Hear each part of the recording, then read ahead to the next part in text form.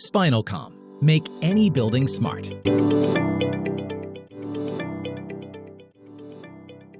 Bonjour à tous, je suis très heureux aujourd'hui de recevoir deux personnes de chez Vinci Énergie, dont Ouda Mata ainsi que Émeric Tissandier. L'objectif de cette interview, c'est de vous faire comprendre pourquoi Vinci a mis en place un boss sur son projet et quelles sont les raisons qui l'ont poussé vers cette direction. Qu'est-ce qui a fait qu'ils ont été intéressés par notre solution plutôt qu'une autre solution du marché. Et puis aussi avoir un retour d'expérience sur la mise en place du boss Spinal Core sur le projet Archipel. Alors tout d'abord, ce que je propose, c'est que les deux intervenants puissent se présenter et puis après on commencera l'interview. Oui, bonjour, je suis Ouda Mata et je suis dans le réseau Building Solutions de Vinci Énergie et je m'occupe du boss sur Archipel. Bonjour, et moi je suis Émeric Tissandier, je suis directeur technique et innovation pour le réseau Building Solutions qui regroupe les entreprises de travaux et de maintenance pour les lots techniques de la construction. Donc Vinci Facilities en maintenance et des entreprises avec de multiples noms dans le réseau de travaux de Vinci Énergie. Pour commencer, pourriez-vous nous présenter le projet Archipel ? Déjà, commençons, c'est notre futur siège qui sera à Nanterre. Donc, la première spécificité, c'est que c'est un projet tout Vinci. Il va regrouper les collaborateurs de Vinci, mais aussi on retrouve Vinci sur toute la chaîne de valeur de ce projet. C'est l'investisseur, c'est la maîtrise d'ouvrage, on retrouve Vinci Construction France, Vinci Énergie et sur l'exploitation, ça sera Vinci Facilities. Ceci démontre deux choses. La première, c'est il y a une grande exigence et une grande ambition sur ce siège-là. C'est la vitrine de notre savoir-faire, c'est le porteur de nos innovations. Il faut que tout se passe bien. Et aussi, c'est une très grande chance, le fait d'avoir tout le monde autour de la table. En plus, ils appartiennent à la même famille Vinci, donc on va retrouver le maître d'ouvrage et le promoteur qui ont vraiment envie que ça soit un smart building. L'exploitant qu'on a pu solliciter très en amont, ce qui arrive assez souvent pour qu'il puisse donner son avis et son savoir-faire. Les entreprises des travaux ont bien respecté une convention BIM, ils ont bien spécifié des systèmes ouverts. Et puis, la DSI Group, elle veillait bien à ce que tout ce qui était lié à l'IT du bâtiment présente une certaine cohérence. Donc, on avait vraiment beaucoup de personnes autour de la table en travaillant sur le Smart Building. Rapidement, ce projet il se constitue de 5 bâtiments, dont une tour IGH. Il va regrouper 4000 collaborateurs qui sont aujourd'hui un peu partout dans la région parisienne, mais il regroupe aussi des prestataires. Et on parle de 74 000 mètres carrés. Et si je donne quelques chiffres clés, d'une façon technique, c'est quand même 54 maquettes BIM et des dizaines de milliers de points de mesure par bâtiment, sur les 5 bâtiments.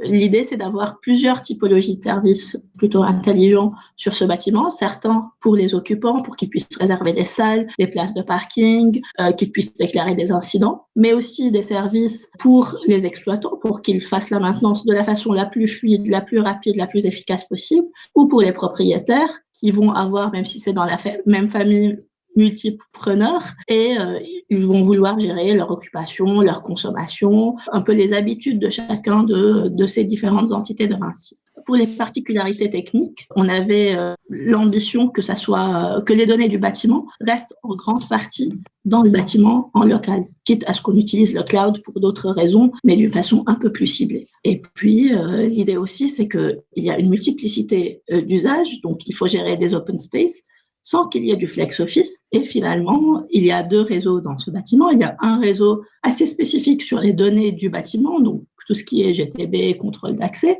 On va voir aussi le boss. Et puis, il y a un réseau informatique pour les utilisateurs et ils sont vraiment assez séparés. Pourquoi avoir décidé de mettre un boss, un Building Operating System, sur Archipel ? La première réponse, c'est parce que Vinci, maître d'ouvrage, voulait que ça soit un smart building. Parce que le vaisseau amiral de Vinci ne pouvait pas ne pas être un smart building. Et ça veut dire quoi, un smart building ? C'est un bâtiment qui a beaucoup de capteurs qui remontent beaucoup de données et on va utiliser toutes ces données pour produire des services de plus en plus riches. Ça veut dire quoi, de plus en plus riches ? Ça veut dire ils vont venir récupérer des données d'origine assez diverses et ils vont essayer de les croiser pour avoir plus de potentiel, plus de parcours utilisateurs, plus de services qui vont un tout petit peu au-delà d'une mesure. On va les contextualiser, on va les organiser d'une certaine façon pour en tirer le plus possible. C'est pour ça qu'on parle d'interopérabilité et de décloisonnement entre lots parce que aujourd'hui, en fait, chacun des lots remontait déjà ses données et les exploitait. Mais là, on essaye de remonter des données de plusieurs lots pour les croiser ensemble. Donc, c'est ce croisement-là qui enrichit les données. On va donner juste quelques exemples rapides avant que je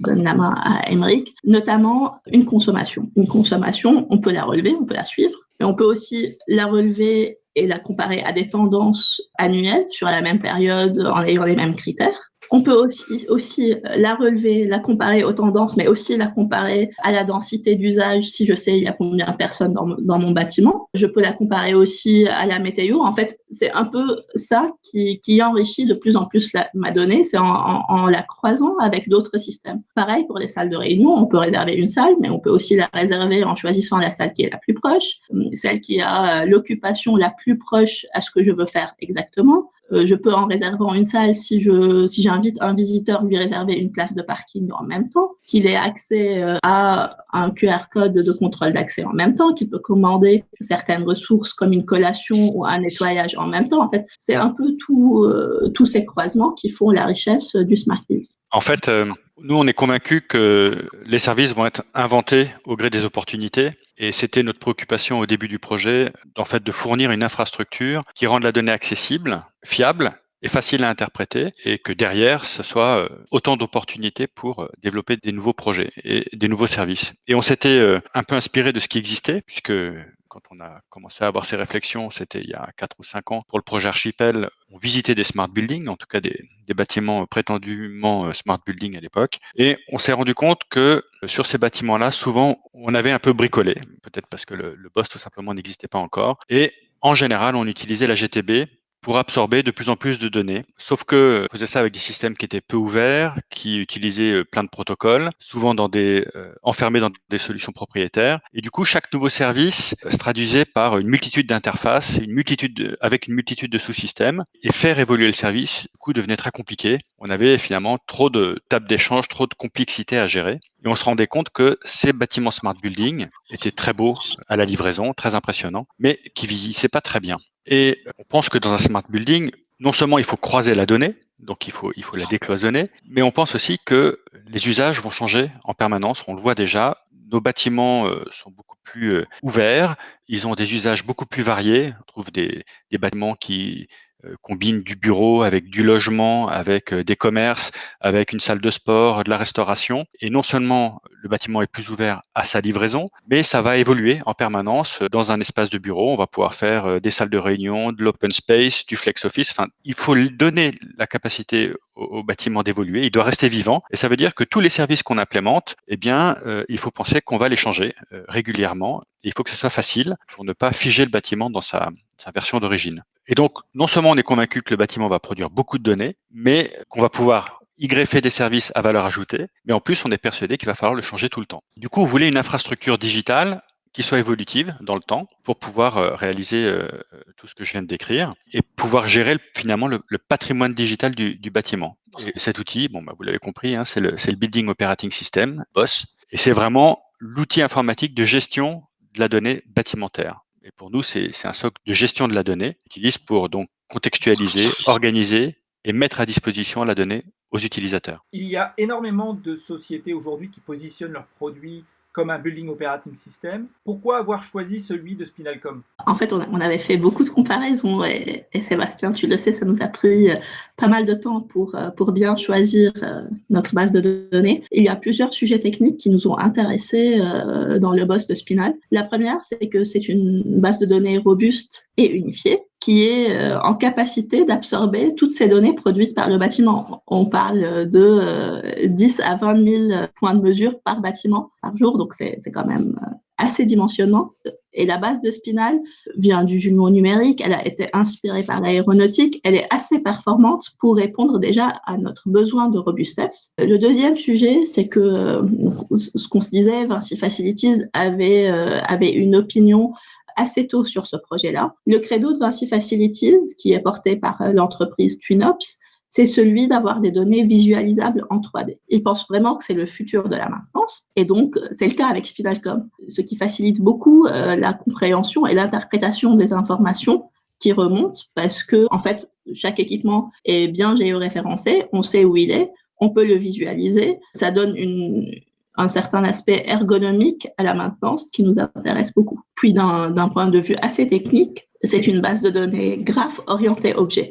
Les deux mots-clés, je suis encore désolée que ce soit un peu technique, mais c'est assez important pour nous. En fait, jusque-là, on a toujours réfléchi par lot. Il y avait les lots courant fort, courant faible, et le fait que cette base de données met l'objet au centre et les lots viennent l'enrichir est super intéressant parce que voilà, c'est vraiment le désilotage complet où un objet est un équipement ou un espace uniquement et puis on vient enrichir ses attributs au fil de l'eau. Et le fait que ça soit graphe va nous permettre de créer des contextes. Un contexte, c'est une façon d'organiser la donnée. Ça peut être quelque chose de géographique. Elle est où dans son étage, dans sa zone, dans son bâtiment. Mais aussi, elle appartient à quel réseau de communication, elle appartient à quel tableau divisionnaire. En fait, on peut l'organiser avec plusieurs arborescences pour pouvoir faire toutes les analyses dont on a besoin. Et c'est ce que le boss de Spinalcom nous permet de faire. Et finalement, le boss de Spinalcom, c'est un vrai operating system. Il a deux grands rôles qui nous intéressent beaucoup. Le premier, c'est qu'il porte le référentiel géographique du bâtiment. Donc, il va pouvoir l'envoyer à toutes les applications qui en ont besoin. Et en fait, il est créé d'une façon, cette base de données, elle est créée d'une façon super simple par ce référentiel géographique parce que c'est les maquettes très vite qu'on avait lors de la conception qui initie cette maquette d'une façon automatique et très rapide. Et finalement, parce que Spinalcom, elle va jouer un peu l'orchestrateur entre tous les logiciels qui vont utiliser les données du bâtiment. Donc, elle va s'assurer que tous les logiciels tournent bien, ils sont bien connectés, ils ne récupèrent que les données dont ils ont besoin. Il y a le bon niveau de priorisation entre eux. Elle gère la cohérence entre eux tous et elle est un peu le maître de toutes les données bâtimentaires de tous les équipements qui passent par Spinalcom. Et finalement, on ne peut pas ne pas parler de l'ouverture qui est prônée par la SBA. Et Spinalcom est un vrai système ouvert avec plusieurs niveaux d'API qui sont tous publiés, même je pense en ligne, mais qui font en sorte que n'importe quel développeur d'applicatif peut venir avoir accès à ces données d'une façon super simple et d'une façon super ouverte sans qu'il y ait des bouts cachés sur cette ouverture assez large. Juste peut-être rapidement, voici un peu l'architecture d'Archipel. En fait, on peut voir que la base spinale qui est initiée encore une fois par Revit, elle va connecter l'ensemble des données bâtimentaires et elle va les envoyer pour différents logiciels serviciels, que ça soit pour le propriétaire, pour les occupants ou pour l'exploitant. Et là, on voit bien un mix entre des données de type OT, comme on l'appelle chez nous, et aussi des données IT. Et là, on voit bien le fait qu'un boss, selon notre définition, a besoin d'être capable de gérer ces deux types de données qui fonctionnent finalement sur des pas de temps différents. Tout ce qui est OT, et notamment la GTB et les autres systèmes du bâtiment fonctionnent sur du temps réel, et tout ce qui est IT fonctionne sur un temps différé. Et donc, il y a évidemment cette problématique de faire communiquer des systèmes qui ne fonctionnent pas sur le même pas de temps.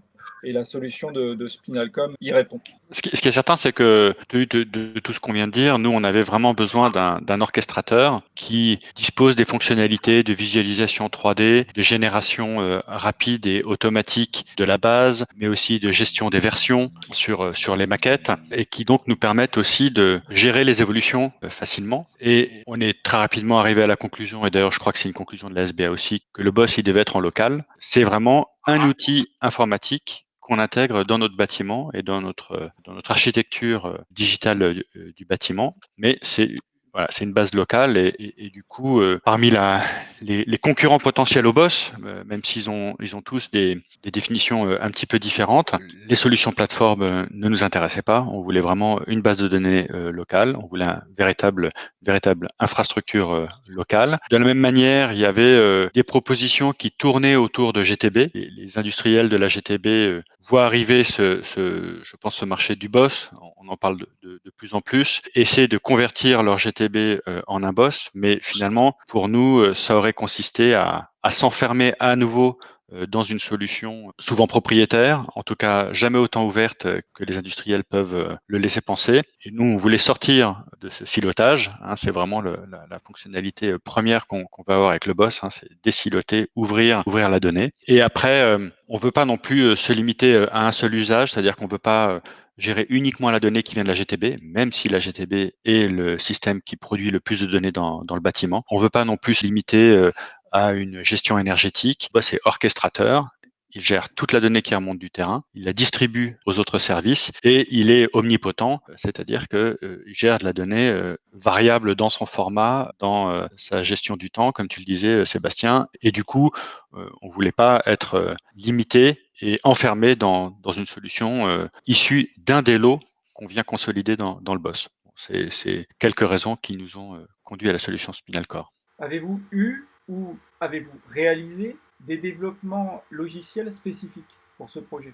Nous, on n'est pas informaticiens, donc on n'a pas du tout travaillé sur la base de données informatique, d'autant plus que celle de Spinalcom nous allait très bien. Et donc, il n'y a pas eu de développement sur la base de données. Là où on avait certaines demandes de développement, et c'est Spinal qui est notre intégrateur sur le projet, donc c'est eux qui l'ont aussi réalisé d'un point de vue informatique sur la plupart, même si on reviendra qu'on a certaines entreprises du groupe qui ont essayé aussi de monter en compétences là-dessus et d'aider un peu là-dessus. C'est vraiment sur l'intégration de cette base de données dans le bâtiment. En fait, comment elle peut être intégrée à moindre coût et le plus rapidement possible dans des bâtiments de cette taille-là. Donc, concrètement, comment passer de 54 maquettes Revit qui peuvent avoir parfois des doublons entre eux ou des équipements qu'on retrouve dans plusieurs, à une seule base de données unifiée. C'était un peu, notamment ça, un sujet de développement. Le deuxième, c'est comment on peut gérer les révisions des maquettes au fil de l'eau, parce qu'on est quand même un projet en cours de construction, donc on va avoir les maquettes qui viennent au fil de l'eau, sauf qu'on ne veut pas perdre les contextes qu'on a déjà réalisés sur la révision d'avant. Un autre sujet, c'est effectivement, aujourd'hui, on se connecte soit à Revit, soit au système pour récupérer les données, mais parfois, on a des données d'usage qu'on a uniquement sur Excel et qu'on voudrait importer. Donc, le fait de pouvoir importer depuis Excel ou même exporter pour certaines raisons était important pour nous. Un autre très grand sujet de développement était le recloisonnement. En fait, dans les automatismes du bâtiment, le recloisonnement normalement se fait sur l'outil de GTB ou de supervision qui est déjà choisi. Sauf que là, si on souhaite avoir un BIM exploitation, si on souhaite que le boss soit le référent géographique du bâtiment, c'était intéressant que le recloisonnement se fasse par le boss et qu'on envoie des ordres d'automatisme vers les automates pour que tout changement d'espace, le fait de diviser une salle en deux, et le répondant par les commandes GTB associées. D'autres petits sujets de développement, ils ne sont pas trop petits, c'est pouvoir se connecter à la JET pour qu'on puisse faire le lien entre données et documents. Et finalement, le gros du développement reste quand même de pouvoir créer les connecteurs avec l'ensemble des systèmes qui ont été choisis sur le bâtiment. Et c'est là où Spinal nous a aussi aidé, elle a formé des personnes dans des entreprises de Vinci pour qu'ils puissent aussi, eux, créer des connecteurs et qu'on ait une certaine indépendance et une certaine montée en compétences là-dessus. Merci pour toutes ces explications. Ma dernière question est, quels sont les enseignements que vous pouvez tirer du projet jusqu'à maintenant? Alors, on a déjà un sujet RH. Parce qu'en fait, le boss, c'est quand même l'arrivée de l'informatique dans nos métiers. Nous, on est électriciens, électrotechniciens, on va dire, et intégrer de tels outils, voilà, c'est une nouvelle dimension dans nos métiers. Donc, il a fallu ou il faudra développer des compétences en interne, pas encore très développées. Quand on veut intégrer un boss, il faut que les métiers de l'IT soient représentés dans nos équipes. Alors, c'est vrai à tous les niveaux. C'est vrai au début du projet, au travers des maquettes BIM, il faut des BIM managers qui soient capables d'avoir suffisamment d'autorité sur les projets pour s'assurer de la cohérence de développement des maquettes BIM par les différents lots, que les conventions de nommage soient correctement respectées et qui comprennent l'impact de ces conventions de nommage, par exemple, dans les futurs développements. Il faut aussi par la suite, quand on commence à intégrer la base de données, il faut des connecteurs vers les systèmes terrain et vers les applications servicielles. On a découvert qu'il y avait quelques entreprises dans notre réseau qui disposaient d'informaticiens qui étaient capables de développer ces connecteurs. C'est un mouvement qui est en train de se produire dans le bâtiment, qui existait, qui avait été initié déjà dans l'industrie. Donc voilà, on est en train de rattraper une certaine forme de retard. Mais aujourd'hui, il y a ces entreprises-là sur les doigts d'une main. Mais il en faut. Il faut des gens capables de développer des connecteurs, c'est-à-dire de parler le langage informatique avec des fournisseurs et des développeurs et d'autres développeurs de services. Et puis, dans la phase aval, il faudra aussi des compétences en maintenance parce qu'on va introduire dans les bâtiments des équipements qui sont de nouvelle génération, qui sont pas des équipements électriques ou pas que électriques. Et donc, il faudra aussi des compétences IT en maintenance. Ça, c'est le premier enseignement, c'est l'enseignement le plus important. Et en même temps, on souhaite que ça arrive, hein, parce que c'est une bonne nouvelle, c'est simplement le numérique et la digitalisation qui arrivent dans nos métiers. Et nos métiers ne seront pas à 100% numériques, mais ils vont en intégrer une partie. Dans les autres enseignements, il y a l'attention portée à l'infrastructure physique, au réseau. On a potentiellement des flux importants, surtout si on intègre des flux qui, à terme, pourront comporter de l'image ou de la vidéo. Donc, il faut choisir un bon réseau. Il faut choisir aussi les bons protocoles de communication. Et il faut aussi bien choisir, bien paramétrer la fréquence de remontée des informations pour éviter de faire s'écrouler ce réseau bâtimentaire. On se rend compte aussi qu'on est dans des plannings d'opérations un peu particuliers. On sait typiquement que les maquettes DOE du bâtiment nous arriveront vraiment à la fin du projet et il faudra initier le BOSS très rapidement puisque après livraison, les premiers occupants vont arriver dans le bâtiment. Il faudra que le BOSS soit fonctionnel et donc ça suppose que on sache travailler en amont, préparer la base, préparer la configuration, le paramétrage sur des versions de maquettes qui ne sont pas encore les versions définitives, mais tout ce travail-là, il faut qu'on en bénéficie une fois qu'on générera la base finale. Ça veut dire qu'il faut garder l'historique de tous les travaux qu'on aura menés sur les maquettes en amont. Ça, c'est ce qu'on appelle la gestion du versionning, enfin la gestion des versions de maquettes, et qu'on conserve l'environnement de développement amont. Ça, c'est des fonctionnalités qui ont été développées chez Spinal. Mais au-delà de ces fonctionnalités-là, il faut, par exemple, un bac à sable, il faut des générateurs d'impulsion. En fait, il faut des pré-maquettages pour pouvoir tester le bon fonctionnement en amont et pouvoir être confiant dans la livraison finale du BOSS au moment où on aura très peu de temps pour le mettre en forme définitivement. Le dernier sujet, et là on n'est pas encore rentré dedans, c'est le commissioning et la mise en service. On va avoir beaucoup d'acteurs à faire travailler ensemble et là on a probablement des méthodes dans le déploiement, la mise en service finale, des méthodes un peu particulières qui seront à cheval entre l'informatique et nos lots traditionnels électrotechniques. Mais c'est encore devant nous. Merci pour toutes ces explications, Aymeric. Et ma dernière question, et si c'était à refaire? Je dirais que probablement qu'on ne changerait pas grand-chose. Et bon, ça fait plus de 2 ans qu'on travaille précisément sur le BOSS d'Archipel. Et plus le temps avance, plus on se sent conforté dans nos choix. Déjà, on est convaincu qu'il faut un BOSS pour gérer la donnée dans le bâtiment, qu'il faut en tout cas un outil dédié pour gérer la donnée.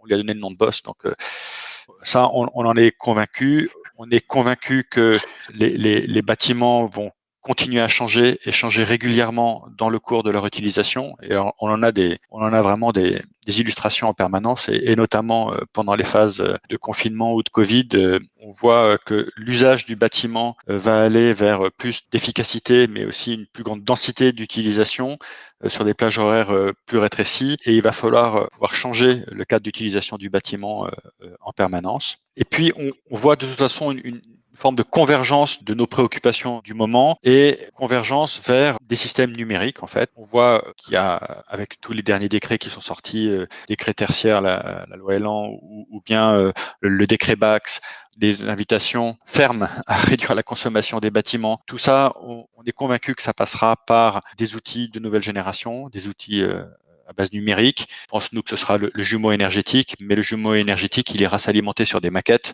Il aura besoin d'aller chercher des informations d'usage, des informations sur la météo, sur les consommations en temps réel. Bref, on pense que le jumeau énergétique, il va se connecter au BOSS à terme. On nous parle de l'arrivée du numérique dans nos métiers et par exemple de l'intelligence artificielle. Alors pendant longtemps, l'intelligence artificielle, ça a été une espèce de rêve ou en tout cas un gros mot. Mais ça y est, ça commence à arriver, c'est-à-dire qu'on voit des outils de generative design qui arrivent y compris dans nos métiers traditionnels du bâtiment. On a une expérience en ce moment sur la protection incendie et on est persuadé que Aujourd'hui, on le fait sur des plans en 2D.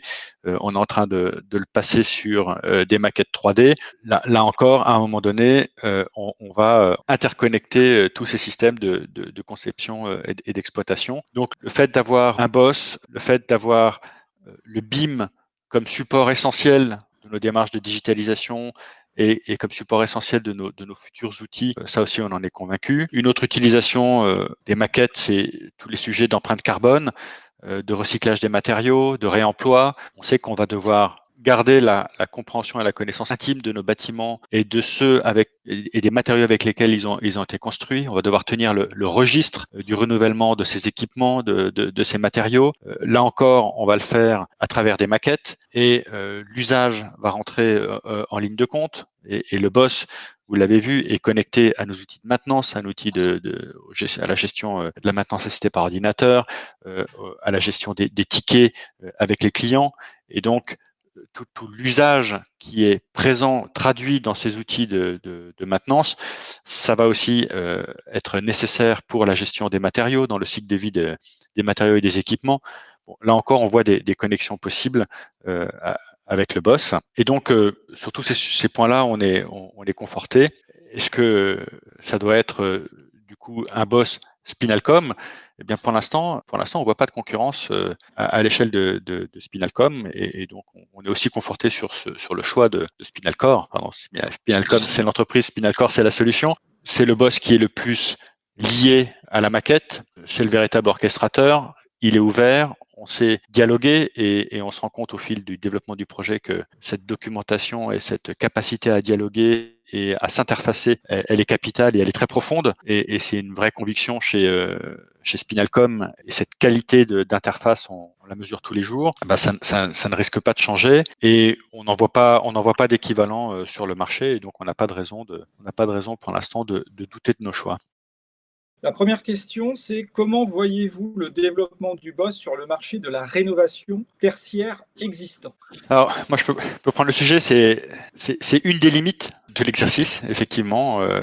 Mais en fait, la limite, c'est pas tellement le BOSS en soi. En fait, le problème, c'est le constat que sur nos rénovations, on a souvent des systèmes qui sont figés dans leur version de livraison. C'est un peu ce que j'évoquais tout à l'heure au sujet des smart buildings, mais en fait, c'est vrai un peu pour tous les bâtiments. On a souvent des GTB qui n'ont pas été bien mis à jour. On a des plans qui sont pas à jour. Si on a des maquettes, enfin, il y a quand même pas beaucoup de bâtiments en exploitation qui ont été livrés avec des maquettes 3D. Elles sont rarement elles-mêmes mises à jour. Mais en fait, c'est un peu plus vicieux que ça. Souvent, on se heurte à ce qu'on appelle le Common Data Environment, le fait que les équipements ne portent pas le même nom en fonction du lot dans lequel on les considère. Et donc, une centrale de traitement d'air portera un nom dans le lot CVC, un nom différent dans le lot courant fort et un nom encore différent dans le lot courant faible. Et on aura du mal à associer ces trois équipements qui en fait en sont un seul et à rapprocher les noms différents. C'est vrai que sur un projet neuf comme Archipel, quand on est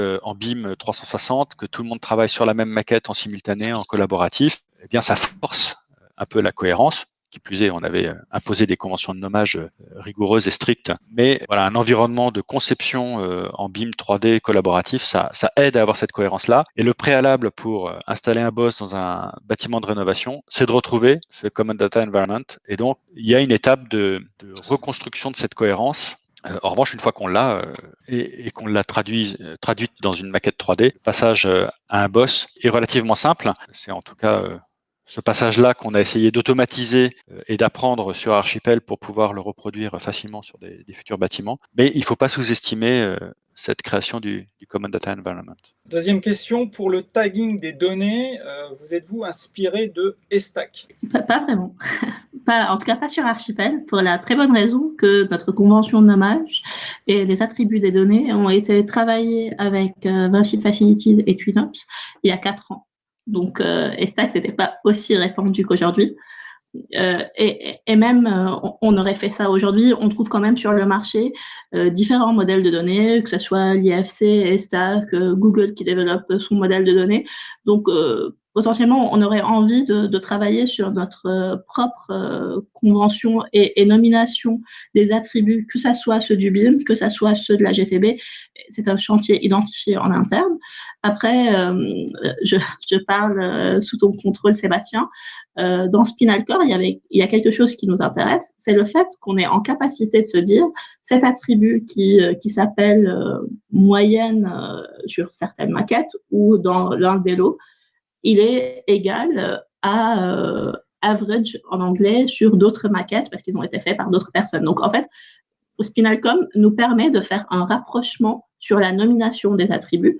Donc, si Estac prend le dessus sur le marché et on doit répondre à son modèle de données, on est en capacité avec Spinalcom de converger entre notre propre nomination des données et celui d'une autre norme, que ce soit Estac ou autre par la suite. J'ajouterais que Estac aujourd'hui est limité aux données GTB. GTB, exactement. Donc, dès le moment où vous allez vouloir intégrer des données autres que les données GTB, en fait, il n'y a pas de tag disponible. Et puis, l'autre point, c'est que finalement, avec la maquette numérique, vous avez tout ce dont vous avez besoin pour ne pas utiliser du Estac. Donc, pour nous, dès le moment où on choisit le BIM comme le référentiel, eh bien, Estac n'est pas utile.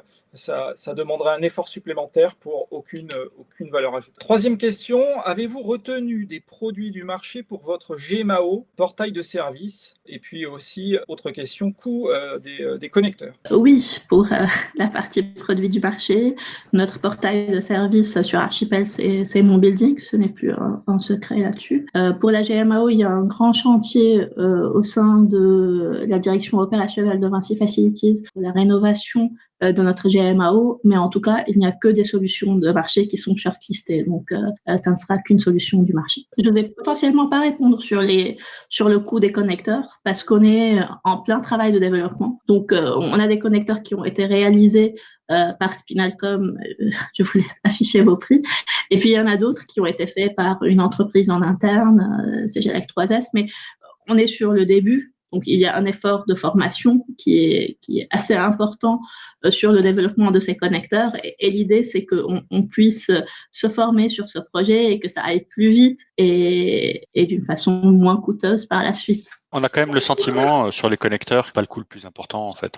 On a des connecteurs ou des interfaces qui sont complexes, notamment pour le décloisonnement, mais un connecteur pour un GMAO ou pour une application, ou pour un système, ce sont pas non plus des investissements considérables. Enfin, on trouve que ça se gère assez bien. Et ce que j'ajouterais à ça, c'est le fait que, au fur et à mesure des projets, on commence aussi à avoir une librairie de connecteurs qui s'élargit, notamment dans tout ce qui est, encore une fois, le monde de l'OT, Operational Technology, donc c'est tous les systèmes terrain. À ce niveau-là, ça se vend finalement sous forme de licence. Par contre, là où il y aura encore beaucoup de travail et ce sera entre guillemets infini, c'est les connecteurs avec les systèmes de type IT, donc application, puisque là, il n'y a aucun standard. On parle des GMAO. Chaque GMAO va fournir ses propres API. Il n'y a aucun standard. Donc, ça veut dire que chaque GMAO qu'on voudra connecter demandera un développement du connecteur en spécifique. Une fois qu'il est fait, il est fait. Mais le nombre de GMAO disponibles sur le marché, que ce soit en France ou à l'international, est assez imposant. Et on parle que d'une application. Donc, dès le moment où on va parler des applications mobiles pour les occupants, même chose, il y en a énormément sur le marché, et ainsi de suite. Et comme le disait Émeric tout à l'heure, on ne connaît pas encore les services qu'il y aura demain dans le bâtiment, et donc ça veut dire qu'il y aura des nouvelles applications qui arriveront sur le marché, également avec des nouvelles API. Donc ça veut dire que ce travail de développement de connecteurs sur la partie IT ne se terminera jamais. Autant sur la partie OT parce qu'on utilise des standards, le marché utilise des standards comme le BACnet IP par exemple.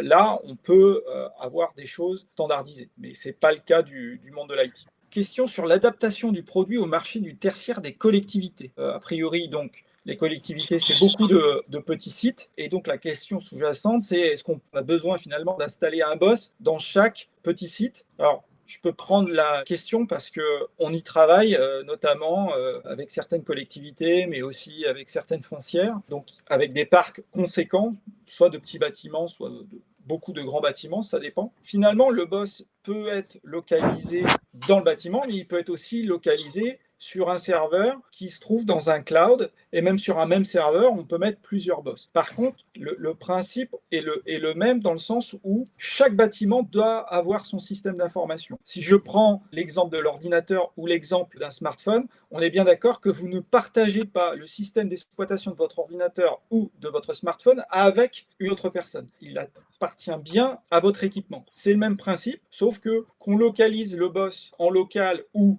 quelque part sur un serveur, dans un cloud, dans un data center, dans les principes, ça ne change rien. Évidemment, si on est sur des grands bâtiments comme Archipel, vu le volume de données, on n'a pas le choix. Là, il faut absolument être en local pour gérer le volume. Pour faire fonctionner correctement un boss, le commissionnement, donc setup et maintenance des données est indispensable, complexe et onéreux. Avez-vous un retour d'expérience pour optimiser cette activité? Et est-ce que le boss vous aide à assurer l'exploitation des données? Moi, je répondrai juste déjà sur la partie générique. Ce qu'on constate le plus souvent dans les métiers de la GTB, c'est que elles sont très mal commissionnées et le plus souvent, tout le monde s'en moque. C'est-à-dire que les maîtrises d'œuvre ne font jamais une vérification exhaustive des GTB. Les maîtres d'ouvrage, souvent, s'en moquent aussi un peu parce que de toute façon, souvent des promoteurs, ils savent que les preneurs vont arriver et mettre leur propre GTB. Et in fine, tout le monde se satisfait d'une GTB, souvent en retard parce que le projet lui-même est un peu en retard, mal commissionné, mal ficelé, si bien que nos pauvres mainteneurs arrivent sur les bâtiments avec des GTB qui sont pratiquement inexploitables. Nous, on milite pour que les GTB soient bien commissionnés et pour que le travail soit fait dans son intégralité, y compris quand il y a simplement une GTB et pas un boss. Et on sait ce que ça coûte en mise en service et on rejoint Benjamin Giguel, ça coûte cher, mais c'est la condition sine qua non pour que ça marche. Alors après, la question c'est, est-ce que quand on a un boss, les choses sont un peu facilitées. Je dirais que, c'est un peu ce que j'évoquais tout à l'heure, quand on est sur un BIM 360 en collaboratif, dans lequel on a exigé un niveau de détail un peu plus élevé que celui de nos opérations classiques, eh bien, on a déjà un certain gage de cohérence apporté par le travail collaboratif et par l'attention portée à la convention de nommage. Sur la partie mise en service et commissionnement proprement parlé, je ne sais pas si Ouda, tu veux réagir. En fait, je pense que le boss et le digital en général vont nous aider à identifier les erreurs d'une façon plus facile. Concrètement, si ce n'est que sur les maquettes, le boss va nous dire très rapidement quels sont les équipements qui n'ont pas les bons attributs, quels sont les attributs non rattachés à des équipements. Donc, en fait, ça nous permet d'une façon visuelle, en restant derrière notre ordinateur, à identifier certaines erreurs, si ce n'est que sur les maquettes BIM. C'est un peu la même chose pour les remontées des données temps réel réseau. En fait, très rapidement, on va voir quelles sont les données qui ne remontent pas ou quels sont les attributs qui ne bougent pas dans le temps. Ça va juste nous donner un outil en plus pour voir depuis notre ordinateur quels sont les attributs qui ne bougent pas ou qui sont mal liés à l'équipement. Voilà, c'est un peu sur ce point-là que ça peut nous aider. Encore une fois, je remercie vraiment Ouda et Émeric pour leur participation, pour le travail effectué de préparation. Et c'est vraiment sympathique à eux de partager leur expérience en dehors du groupe Vinci. Très bien, merci à tous. Merci, au revoir. Merci, au revoir. Vous souhaitez mener à bien la révolution digitale de vos bâtiments? Contactez-nous pour échanger sur votre projet.